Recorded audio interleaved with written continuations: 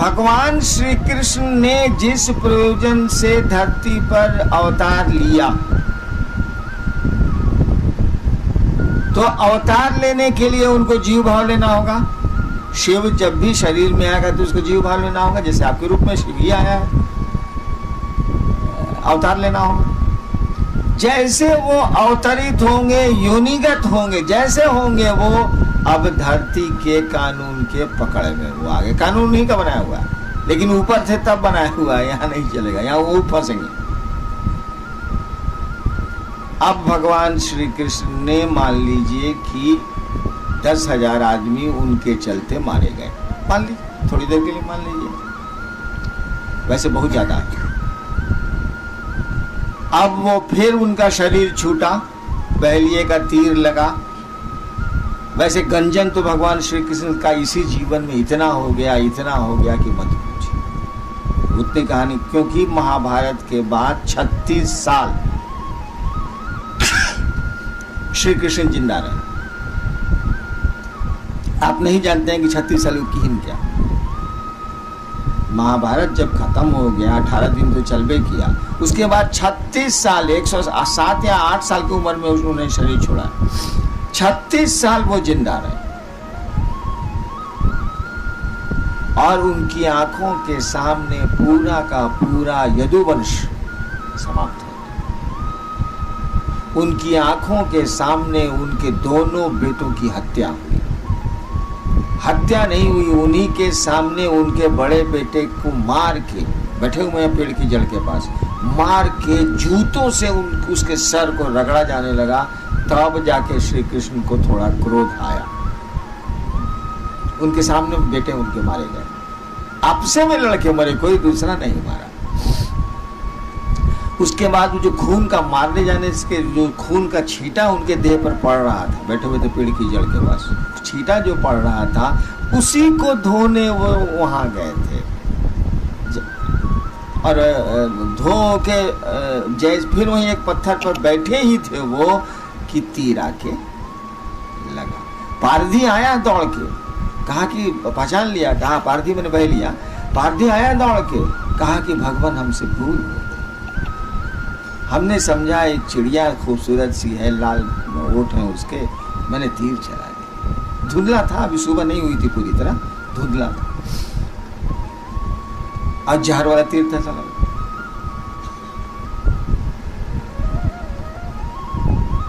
भगवान श्री कृष्ण ने कहा तीर तो चल गया, तीर तो चल गया, आप जो समझ के चलाइए, तीर तो चल गया, वो तो अपना एक्शन करेगा। गोली तो चल गई, आप जो समझ के चलाइए, वो तो अपना परिणाम लाएगी। और फिर वहीं गिरे वो।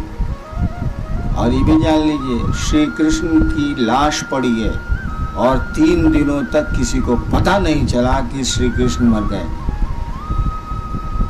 अंत में एक आदमी हस्तिनापुर गया, वहां अर्जुन को बोला, अर्जुन आए तब इनकी लाश उठी है। उन्हीं के जीवन में, उन्हीं के शरीर में उनका तो सब गंजन हो गया। लेकिन अब वो वापस लौटेंगे, वो परमात्मा यदि हैं तो वापस लौटेंगे और फिर परमात्मा के सदृश परमात्मा के में समाहित हो जाएंगे या रहेंगे। अब वहां ये कानून नहीं लगेगा कि इतनी हत्याएं हुई, ऐसा हुआ, वैसा हुआ, वैसा हुआ, कुछ नहीं, सब खत्म। फिर वही श्री कृष्ण आसमान में श्री कृष्ण है। लेकिन अगर दोबारा श्री कृष्ण ने जन्म ले लिया धरती पर, इंटायर कर्म फल जो उनके संचित यहाँ रुके हुए हैं, कब से धर। आप अपराध करके गए हैं नेपाल, जिस दिन भी घुसिए हिंदुस्तान, वह वारंट ऑफ अरेस्ट आपको धरेगा। बाहर है तो नहीं धरेगा। प्रारब्ध कर्मों का यही विज्ञान है। और ये जान लीजिएगा, धरती का मानी केवल आदमी नहीं होता है, सभी देवता धरती के में आते हैं। कोई देवता धरती की पकड़ से बाहर नहीं, एक्सेप्ट शिव और फिर उनके लोग, कोई धरती के बाहर नहीं है। यहाँ तक भी जिसको शिवलोक बोलते हैं, शिवलोक में शिव नहीं है, शिवलोक बोलते हैं, वह भी धरती की पकड़ में, माने वहां भी ये कानून लागू है। कौन कानून? प्रारब्ध कर्मों का कानून, कर्म और उसके फल का कानून। अब प्रारब्ध कर्म, गोरखनाथ ने एक बार कहा था कि क्या तुम संस्कार की बात करते हो, क्या तुम कर्म फल की बात करते हो, मैं तुम्हारे कर्म फल को, मैं तुम्हारे संस्कार को दग्ध कर दूंगा। अब इसकी व्याख्या देखिए, गोरखनाथ जैसा आदमी कहता है कि मैं तुम्हारे कर्म फल के बीज को दग्ध कर दूंगा, यानी आप इतना मकई का बिया ले लिए हैं रोपने के लिए, एक आदमी आपकी मालकिनी आती हैं, उनको नहीं मालूम है कि आप रोपने के लिए मकई रखे हैं, तावा पर उठाती हैं, देती हैं भूंज रही हैं, अब लामा फूटने ही वाला है कि आप कहते रे रे रे रे काकी हमको तो रोपना था, ये तो भुजा बना दी इसका। रुक तो गई वो, कहा ठीक है नहीं भूजेंगे, लेकिन क्या वह बिया पेड़ बनेगा? नहीं बनेगा, लेकिन वह मकई का बिया रहेगा। समझे? अकुरेगा नहीं, उससे मकई नहीं निकलेगी, पौधे नहीं निकलेंगे, लेकिन बीमा रहेगा। नहीं समझ रहे? बिया रहेगा। गुरु को अधिकार है, सदगुरु, सच्चे गुरु, सही गुरु को अधिकार है कि वे आपके कर्म फल को दग्ध कर दें, अच्छे कर्म फलों को विशाल कर दें। जैसे बहुत अच्छा कर्म है आपका और बुरे कर्मों से आप घिरे हुए हैं, अभी पेट्रोल जो चल रहा है उससे आप घिर गए, आपका अच्छा कर्म नहीं काम कर रहा है, उनको पावर है कि बुरे कर्म के बीज को वो जला दें, अच्छे कर्मों के बीज को पानी हवा दे दें। ये गुरु का अधिकार है, लेकिन गुरु को ये अधिकार नहीं है। ईश्वर की कुर्सी पर फिर है शिव को, लेकिन शिव गुरु को ये अधिकार नहीं है कि वह जो मकई का दाना दग्ध होके तावा में पड़ा हुआ है उसको मिटा दे, उसको वो नहीं मिटा सकता। गुरु की कुर्सी पर, ईश्वर के रूप में तो उनका कानून है, वो कानून को तोड़ ही नहीं सकते। गुरु की कुर्सी पर आपके कर्म फल को वो इनहेंस करके, बड़ा करके विशाल कर सकते हैं। एक क्षण के संस्कार को, एक क्षण के आपके कर्म फल के बीज को, जिसमें साधु होने की कैपेसिटी है, वो एक क्षण है बस। एक झोंका आया, महादेव इतने अच्छे लगे, इतने अच्छे लगे, इतने अच्छे लगे, लेकिन ये झोंका रहेगा मुश्किल से 2 घंटा। इसको खींच के ले जा सकते हैं 200 साल। मैं 200 साल तक आपको महादेव अच्छे लगते रह जाएंगे और इसी बीच में शिव हो जाएंगे। गुरु को यह भी अधिकार है कि कोई कर्म फल आपके साथ लगा हुआ है जो 20 वर्षों तक आपको परेशान करता रहेगा और गुरु के काम में वो बाधक बनता रहेगा। आपके दृष्टिकोण से काम नहीं होगा, उनके दृष्टिकोण से होगा। तो वो 20 साल के कर्म फल को 1/1 करोड़ हिस्सा में पास करा दे। 1/1 करोड़ हिस्सा सोचिए में पास करा दे, पता नहीं चलेगा, ये उनको पावर है। लेकिन वो सीड को नहीं हटा सकते, सीड रहेगा, वो उतना आपको लेना पड़ेगा। बिया का भक्षण आपको करना पड़ेगा, वो बिया आपको लेना पड़ेगा, उसमें गुरु कुछ नहीं करेगा। लेकिन वह बिया पेड़ नहीं बनेगा, अंकुरित नहीं होगा, यह गुरु कर सकते हैं, उनको पावर है। सही गुरु को, उनको पावर है। लेकिन बिये को हटा देने का पावर मात्र शिव को है, क्योंकि मात्र शिव माने महेश्वर शिव, ईश्वर शिव, भगवान, उनको है और वो उन्हीं का कानून है, इसीलिए हटाते नहीं है। उन्हीं का नियम है, उन्हीं की इच्छा से ये सिस्टम चल रहा है, इसीलिए हटाते नहीं है। अब सुनिए, मैंने कई बार कहानियां सुनाई हैं कि एक आदमी था जो कथा पढ़ता था और भगवान का बहुत बड़ा भक्त था। एक गांव के बाहर आया और पहले तो नियम था ना कि कोई साधु आया है गांव के बाहर तो गांव वाले उसको भोजन वोजन कराते थे। तो लोग कथा सुनने शाम में जाते थे और कथा सुनते थे और गांव के लोग उसको भोजन देते थे। गांव के बाहर एक मंदिर के बाहर टिका हुआ है। एक औरत थी जो प्रतिदिन खाना बना के ले जाती थी, उनको खिलाती थी, पानी ले जाती थी, पिलाती थी और ये सिलसिला 6 महीने तक चला। समझ रहे हैं? 6 महीने तक चला। 6 महीने के बाद उस कथावाचक भक्त को कहीं वहां से अब जाना था। उसने रात में कहा कि देखो मैं परसों चला जाऊंगा, तुम 6 महीने से मुझको भोजन करा रही हो, कुछ चाहिए तो बोलो। उस महिला ने कहा हम कुछ चाहने के लिए आपको नहीं खिलाते, हम तो आप साधु हैं, हमको श्रद्धा है इसीलिए खिलाते हैं, हमको कोई जरूरत नहीं है, कोई इच्छा नहीं है, इसके चलते हम किसी चीज के लिए, किसी चाहत के लिए आपको खिलाता हूँ, ऐसा नहीं। कहने नहीं 6 महीना तुम खिलाई हो, कुछ तो हमको देना चाहिए। कहते नहीं छोड़िए, हम तो ऐसे ही आपको खिलाते थे, कुछ हमारे दिमाग में नहीं है, कुछ भी हम नहीं चाह रहे। ये एकदम जिद पर अड़ा हुआ था कि इतना दिन इसका एहसान है, कुछ दे दो। जिद किया इसने तो उस महिला ने कहा कि देखिए हमको शादी हुए 15 साल हो गए, हमको कोई संतान नहीं है। कहा ठीक है कल आओगी तुम खाना लेके, मैं परसों जाऊंगा, कल आना। रात में उसने अपने भगवान को वायरलेस किया, जिस जो भी उसका आराध्य हो। भगवान ने से इसने पूछा कि जी ऐसा ऐसा हुआ है, महिला बोली है कि हमको संतान नहीं है, हमको 6 महीना खिलाई है, आप बताइए कि उसको संतान है कि नहीं तकदीर में। भगवान ने कहा कि उसकी तकदीर में संतान नहीं। बात खत्म हो गई। दूसरे दिन वो महिला आई, कथा खत्म हुई, परसों इसको जाना था, मतलब दूसरे दिन सुबह इसको जाना था। रात में फिर सब चले गए तो महिला ने भोजन निकाला, लोटे में पानी लाया,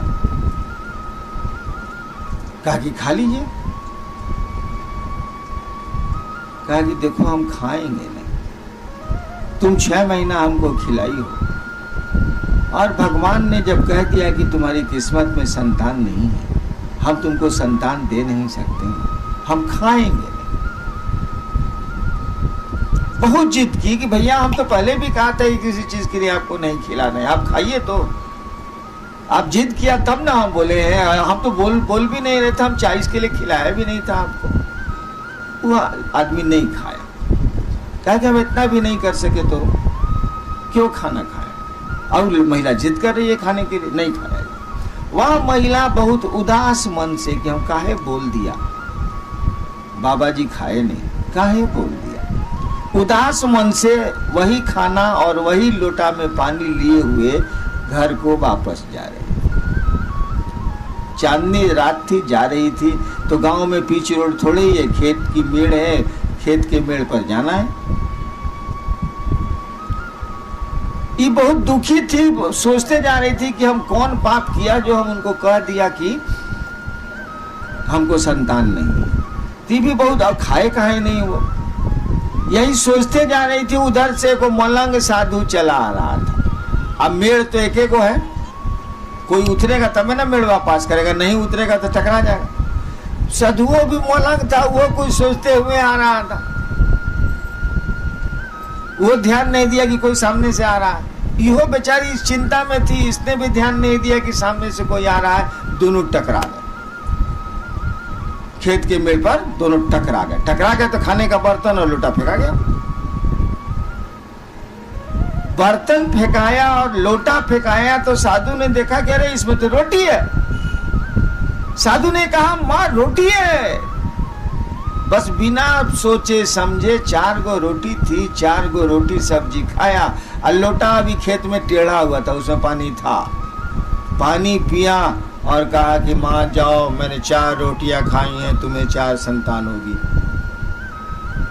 बिना बोले वो बोल गया, बात आई गई, खत्म हो गई। फिर वो कथावाचक भक्त 7-8 साल के बाद अपना फिर प्रोग्राम उसी गांव में बनाया। लोग जुटे, वहां महिला भी जुटी, उसके साथ 4 बच्चे थे। तो कथा हो रही थी, उस समय तो नहीं कुछ बोला। बाद में उसको बुलाया हो कि ये बच्चे किसके? उसने कहा मेरे हैं। अरे हमको तो भगवान ने कहा कि तुम्हारी किस्मत में नहीं है, तुमको बच्चे कहाँ से हो गए? उसने कहानी सुनाई कि ऐसे ऐसे मैं टकरा गई, भोजन गिर गया, वो साधु लगता है भूखा हुआ था, बिना कुछ पूछे खा भी लिया, पानी भी पी लिया। मैंने 4 रोटियां आपके लिए लाई थी, उसने कहा जा तुम्हें 4 बेटे हो। मुझको बेटे हो गए? कहा ठीक है जाओ। रात में फिर अपने भगवान को ही वायरलेस लगाई। कहा सरकार आप तो हमको बेइज्जत किया। क्या हुआ? तो उसको 4 संतान हो गई और आपने कहा था उसकी किस्मत में संतान नहीं है। कहा था देखो यार, तुम पूछे थे तो हमने बता दिया कि उसकी तकदीर में नहीं है। वो ससुरा पूछी सूचीस कुछ नहीं, दे दीस तो हम क्या करें? तो दे दीस तो दे दीस। तुम पूछने आए थे, वो दे दीस। कुछ पूछिस था वो हमसे, वो तो दे दीस। तो अब क्या करें? जोड़ना पड़ा हमको। दे दीस तो क्या करेंगे? देखिए तकदीर में नहीं है, एक साधु ने जोड़ दिया। ये प्रारब्ध कर्म नहीं है, ये संस्कार नहीं है। मैं अपनी बात सुनाता हूं। मुझको कुत्ते पालने का बहुत शौक, वैसे मैं है भी हूं भी कुत्ता, मुझको शौक है कुत्तों पालने का बहुत। बचपन से मैं कुत्ते पालता था, छोटा था तभी से कुत्ते पालता था। धनबाद में मैं जब स्कूल में पढ़ता था 6ठा-7वां में, तो मेरे पास 2 कुत्ते थे। एक का नाम था शेरा, एक का नाम था टाइगर। तो मैं ही पाले हुआ था, मेरे साथ रहता था दोनों कुत्ता। स्कूल से तो मॉर्निंग में चले आना है, 6ठा-5वां में साला स्कूल कितना देर का। मैं छत पर खुराफात करते रहता था। महादेव का एक फोटो था शीशा वाला, उसको निकाल के सीढ़ी पर लगा के, फिर पेट्रोल वाला टीन लेके पाइप लगा के साला महादेव के फोटोए पर पानी गिराते थे। उसके कांटी में घुसाने वाले पर साला 10 मिनट में फोटोए गल के गिर जाता था। यही कुछ मैं कर रहा था।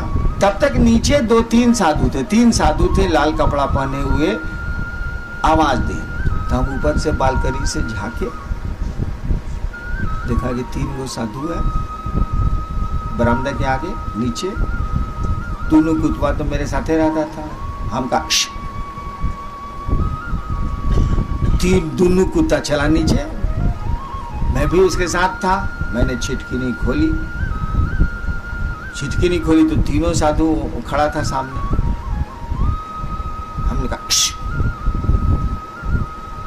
कुत्ता को, दोनों कुत्ता हाउ हाउ हाउ करते हुए तीनों साधु पर पड़ गया। तीनों साधु भाग चला। भागते भागते बोला साला हम पर कुत्ता छोड़ा है, तुम IAC नहीं पास करे।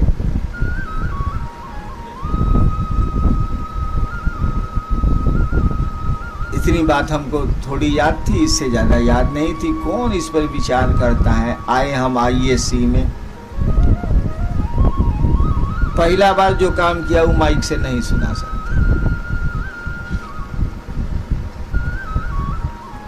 एगो प्रोफेसर साहब अपनी बेटी उस हमारे क्लास में पढ़ती थी, आ रहे थे। हम कहा प्रणाम सर, नया नया ब्याह किए हैं क्या? अब बेटी को कह दीजिएगा कि नया नया ब्याह किए हैं तो का आपका असर होगा। मैं कॉलेज से निकाल दिया। दूसरी जगह गया जहाँ ये टीचर थे।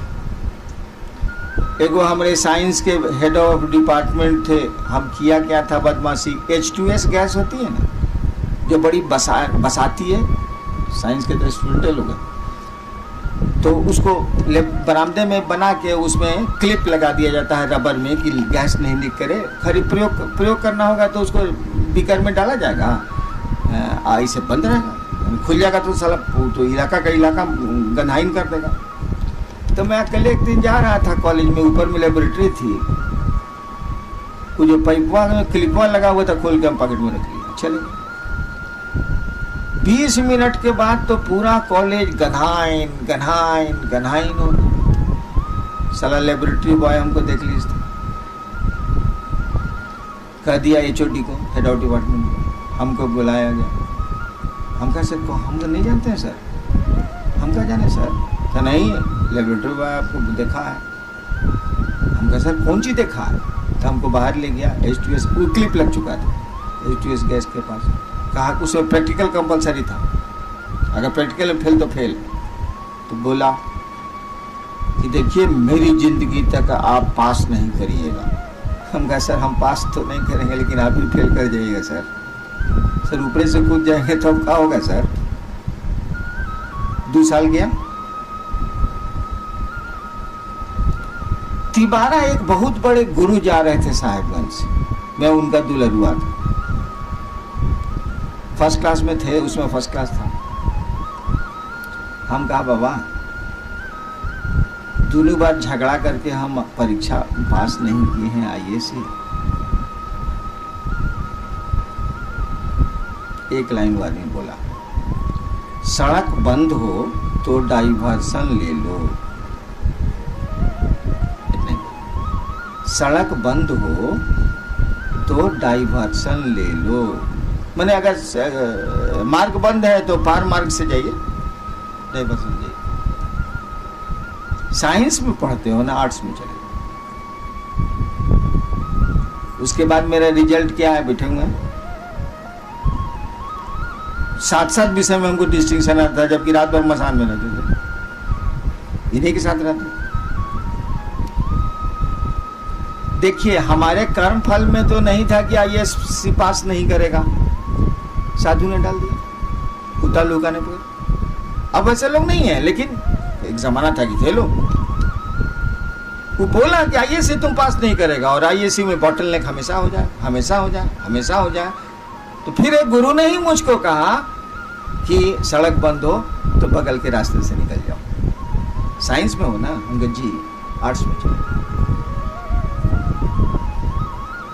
यानी प्रारब्ध कर्मों का विज्ञान देखिए, कोई कर्म नहीं है आपके, अतः वो लगा दिएगा या वापस ले लिएगा, दोनों होगा। बहुत कर्म फल है आपको कि बहुत तबीयत खराब रहेगी, बहुत तबीयत खराब रहेगी, आप आए मेरे पास, हमको जाए दूर ठीक हो जाएगा।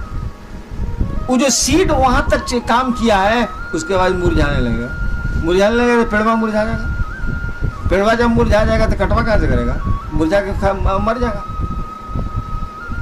यानी ये ऐसा कौन कर सकता है, इसका विज्ञान समझिए। ये पूरा का पूरा सिस्टम, पूरी की पूरी ये पद्धति कि कर्म कोई करेगा और कर्म के फल लेगा, ये तो उस शिव की इच्छा से ना है, उस ईश्वर की इच्छा से ना है। इसके पीछे जो कानून का बल है वो तो शिव की इच्छा है ना, पार्लियामेंट वहां थोड़ी है। ये भाई धरती पर जो भी सिस्टम चल रहा है वह शिव की इच्छा से न चल रहा है। कर्म कर्म फल का विज्ञान, कर्ता आप हैं तो कर्म आप करिएगा, कर्ता कर्म करेगा तो कर्म के फल भी लेगा। कर्ता आप नहीं है तो आप कर्म नहीं करेंगे। सब करे छथिन महादेव, बोली में नहीं मौन बूझने लगा, आप कोई कर्म नहीं हो रहा, सब कर्म महादेव कर रहे हैं। हम नहीं करे छी हो महादेव जनथिन बा, भूख लगल छे जाई छी कुछ खाएला। अब आप करता नहीं है, तो जब करता नहीं है तो कर्म कैसे करिएगा। तो आपका मन तो बुझ रहा है महादेव करता है, आप तो माध्यम है, मशीन हो गए आप। तो कर्म ही नहीं कीजिएगा तो फल कहां से लीजिएगा। ये पूरा का पूरा सिस्टम उस शिव की इच्छा से न चल रहा है। इच्छा माने शक्ति, उस शक्ति से न चल रहा है। किसी ने अपने मन को शिव के मन से जोड़ दिया। इतना बड़ा लोहा का गोला इतने दूर में ताप पैदा कर रहा है, एक दूसरा गोला भी आया और वो इतना थोड़ा सा गर्म हो गया, तो वो कुछ दूर में ताप फैलाएगा, हीट फैलाएगा। लोगों का मन कुछ लोगों का मन उस शिव से जुड़ जाता है, तो पूरा का तो पूरा नहीं, लेकिन कुछ दूरी तक वो जो चाहते हैं उस सिस्टम को उलट देते हैं, जोड़ देते हैं, घटा देते हैं। नहीं क्लियर हुआ। किसी का मन शिव से जुड़ गया है, उन्हीं की इच्छा से हो रहा है ये काम, तो इसकी भी इच्छा तो अब छोटे मोटे शिव की इच्छा हो रही है ना। इसने कहा काम नहीं होते तो नहीं होते जो। अब वो सिस्टम तो वहां ब्रेक कर गया, सिस्टम ब्रेक कर गया, या आपके कर्म फल में नहीं है, उसने कहा जाओ हो जाएगा। तो कर्म फल में तो नहीं है, लेकिन उस सिस्टम, उसका मन शिव से जुड़ा हुआ है, तो उस सिस्टम को डिस्टर्ब कर दिया वो। आप समझ रहे हैं कि नहीं समझ रहे हैं? एक जादूगर को देखें, कभी जादू तो किया है आप लोग? घर पे नहीं किया तो कहाँ पूछिएगा। जादूगर को देखिएगा, उसके साथ एक छोकड़वा रहता, दुगरम चलवा रहता। पहले की बात हम कर रहे हैं, जब जादूगरों मेरा साथ था तब। उसके साथ एक छोकरा रहता, साला बहुत बात पूछता है, पूरा बात तो नहीं पूछता है लेकिन बहुत बात पूछता है साला। अकेले रहेगा तो वो कुछ खेल तमाशा करिए देगा। उसको बोलते हैं जमूरे। कचहरी में देखिएगा तो जादूगर बोलेगा हाँ जमूरे, हाँ उस्ताद। वो बोलेगा हाँ उस्ताद। हाँ बोल जमूरे, हाँ उस्ताद। साहब के पॉकेट में क्या है जमूरे? उस्ताद साहब के पॉकेट में कलम है उस्ताद। कुछ नहीं है, बोला है कि पहला बार जब हम पूछेंगे तो कलम होगा, और दोबारा जब हम पूछेंगे तो रुमाल होगा, और तिबारा हम पूछेंगे तो पर्स। तो सोच रहा है 1 हुआ, 2 हुआ, 3 हुआ, 4 हुआ, 5 हुआ। वो पूछता है कि जादूगर करता कैसे ही धंधवा है साला, उल्लू कैसे ही बना था। तो वो पूछता थोड़ा बहुत, उसी के मदद से वो काम लेते हैं जादूगर। तो महादेव के साथ जो जमूरे रहते हैं ना साले, इनको भी थोड़ा थोड़ा बुझाने लगता। इसीलिए ये भी कुछ कहीं ना कहीं पेचकस सिस्टम में लगा देते हैं। जब पेचकस वाल लगा देंगे तो साला पेट्रोल जाना था साला 1 mm तो जा रहा है साला आधा mm। पेट्रोल जाना था आधा mm, स्क्रू को ढीला कर दिया, जा रहा है 5 mm। जय साला, समझ रहे इस बात को कि नहीं? प्रारब्ध कर्मों का विज्ञान भी प्रभावित होता है साधुओं के, साधु में सही साधु, साधुओं के द्वारा, फकीरों के द्वारा, मस्त मौला लोगों के द्वारा, जिनका मन उस खुदा, उस भगवान से जुड़ रहा है। जुड़ ज्यादा जुड़ जाएगा तो साला वो बुझ जाएगा कि हमसे बढ़िया महादेव चलाते हैं, हमने बोलेंगे ठीक है। जब ज्यादा जानेगा तो वो ये जानने लगेगा कि हम कितना बढ़िया चलावेंगे, महादेव जैसा नहीं चला सकते। छोड़ दे रहे, मत पेचकस उठा। कौन जानेगा, जैसे हम लोग के जैसे आदमी कौन जानेगा तो नटवा टाइट है का खोल दिया जरा से, हाँ पानी जा रहा है। महादेव भी देख के अख बका रहे हैं कि साला ये जमूरे सब इधर से उधर करते रहता है। बताओ यार, ये प्रारब्ध कर्मों का विज्ञान यही था, संस्कार। 40 मिनट हो गया, आप सबों को प्रणाम। आप घर को जाइए, कल फिर मिलते हैं। आज का विषय हो गया ना सर?